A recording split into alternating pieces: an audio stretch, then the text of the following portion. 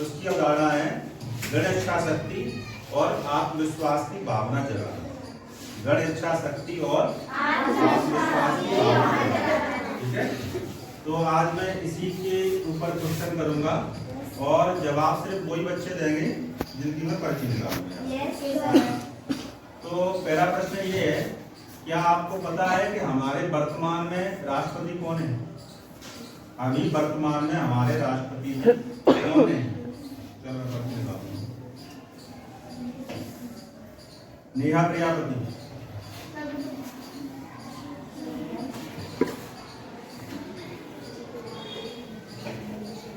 Saumya, doctor APJ Abdul Kalam. मैंने पूछा वर्तमान में कौन है, ये तो आपके श्रीमती द्रौपदी मुर्मू। श्रीमती ठीक है, कौन है अभी? श्रीमती द्रौपदी मुर्मू। हमारे 11वें राष्ट्रपति कौन थे?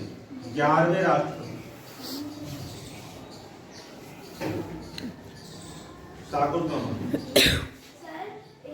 Doctor APJ Abdul Kalam.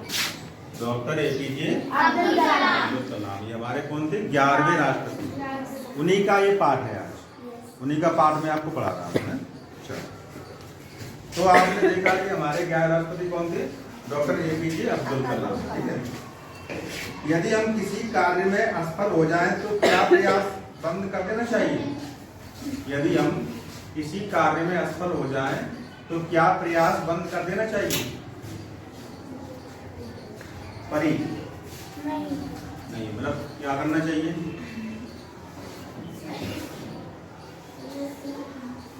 Sir हमें वहाँ पर डट के सामने करना चाहिए। मतलब उस कार्य को करते रहना चाहिए। करत करत अभ्यास के जड़ मत हो सुजान, श्री आवत जाते सिर पर पर्वत निशान।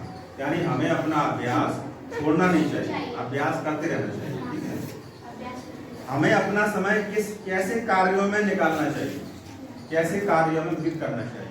हमें अपना समय कैसे कार्यों में व्यतीत करना चाहिए? जानवी मास्क निकालो। हमें अपना समय कैसे कार्यों में व्यतीत करना चाहिए? कैसे कार्य करने चाहिए हमें? सर मैं तो अपना समय ऐसे व्यतीत करूँगी कैसे पढ़ के पढ़ लिख कर कुछ बनना चाहती हूँ।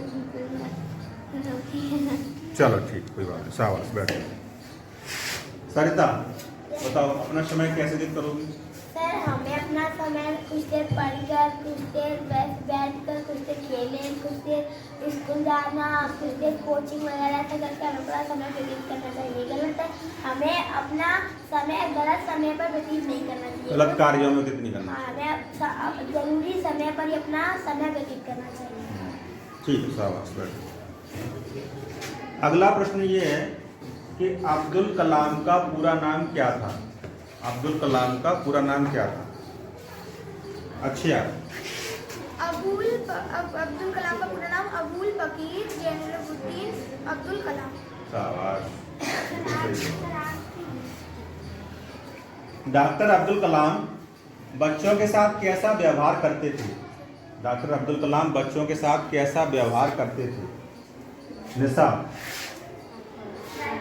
निशा राठौर बताओ,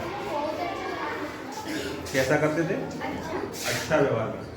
हाँ बताओ। व्यवहार करते थे। मित्रों की तरह व्यवहार करते थे। ठीक है, शाबाश, बैठ जाओ।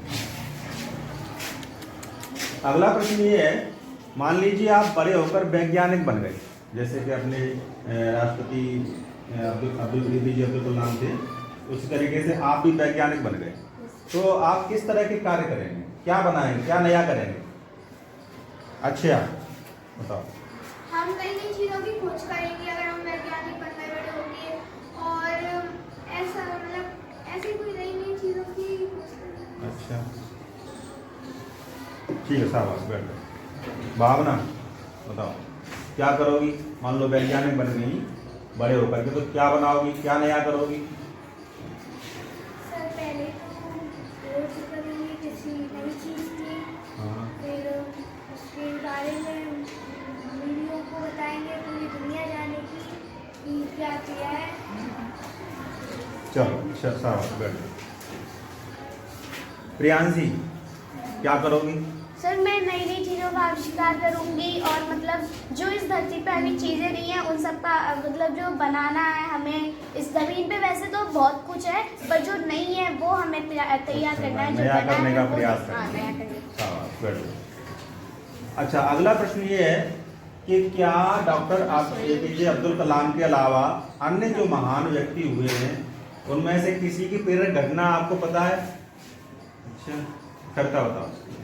सर मैं महात्मा गांधी की घटना बताऊंगी।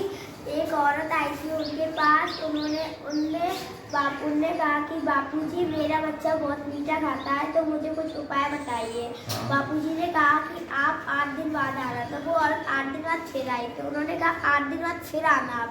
तो वो 8 दिन बाद आई, उन्होंने बोला बापूजी आप कुछ और उपाय बता दो मेरे बच्चे के लिए। तो उन्होंने कहा कि आपके बच्चे को मीठा खाना बंद कर दीजिए, उसके दांतों में कीड़े लग गए हैं। उस औरत ने कहा कि आप 15 दिन पहले में तो ये बात कह सकते थे ना। बापूजी ने कहा क्योंकि 15 दिन पहले मैं भी गुड़ खाता था, इसीलिए मैं भी मीठा खाता था, इसीलिए मैं भी आपके बच्चे को कुछ उपाय नहीं बता पाऊंगा। जब मुझ पर प्रभाव पड़ेगा तभी तो मैं आपके बच्चे को कुछ बता सकूंगा जिससे आपके बच्चे पर प्रभाव पड़े कुछ मेरी दवा का। बहुत अच्छा, शाबाश। अच्छा, कोई एक घटना और बताओ कोई। चलो खड़ी हो। सर मैं उनकी स्वामी विवेकानंद जी की बताऊंगी। अच्छा। सर एक दिन स्वामी विवेकानंद जी कुछ ज़्यादा बड़े नहीं थे, छोटे ही थे, हमारे जितने होंगे सर वो दुर्गा जी के मंदिर में केले चढ़ाने गए। जब वो केले लेके आ रहे थे तब उनके पीछे बंदर की सेना पड़ गई। बंदर उनके पीछे भागते रहे। अब बंदर क्या उनको छोड़ सकते बिना केले लिए? तो जब वो भाग रहे थे तब एक संत जी उन्हें मिले। तो संत जी ऐसे कह रहे क्यों बेटे तुम भाग क्यों रहे हो? तो उन्होंने कहा बंदर पीछे पड़ गए हैं। तो उन्होंने कहा तुम डरो नहीं, बंदर तुम्हें नहीं काटेंगे, तुम यहाँ पे सीधे खड़े हो जाओ। तो वो स्वामी विवेकानंद जी सीधे वहाँ पर खड़े हो गए और बंदर उनके पीछे तब भागे नहीं, उधर ही बैठ गए। उन्होंने फिर बंदरों ने उनको काटा भी नहीं। फिर उन्होंने स्वामी विवेकानंद ने अपने डर को ऐसे कर दिया कि डर पे जीत हासिल कर ली उन्होंने। बहुत अच्छा, शाबाश। तो आपने 2 प्रेरक घटनाओं के माध्यम से जाना यदि हमारा दृढ़ विश्वास आत्मविश्वास मजबूत हो तो हम किसी भी परेशानी से सामना कर सकते हैं। तो आज मैं डॉक्टर एपीजे अब्दुल कलाम के जीवन के प्रेरक प्रसंग इस पाठ को पढ़ाऊंगा और इनके जीवन चरित्र के बारे में जानेंगे। ठीक है, चलो।